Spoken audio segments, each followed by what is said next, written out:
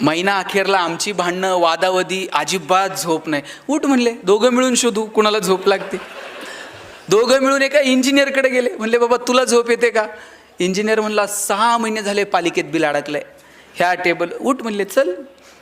25 जण गोळा झाले, पण एकाला सुद्धा झोप लागत नव्हती. शेवटी एका पुढाऱ्याकडे गेले. म्हणले बाबा तुला तर लागत असेल, आता आमचं दुखणं काय सांगायचं आहे. म्हटला कधी कोण मुख्यमंत्री बदलल आणि कधी कोण सत्तेवर येईल आणि कधी कोण गुवाहाटीला जाईल आणि कधी कोणाला तिकीट मिळेल, काही सांगू शकत नाही. म्हटला सगळं काहीच शाश्वत नाही. आमच्या इतकं तर दुःखी आणि संकटात कोण नाही. म्हटले ते एक शेतकरी नांगरत होता, धोतर गुंडाळलेलं, अंगात शर्ट नाही, घामाघूम झालेला.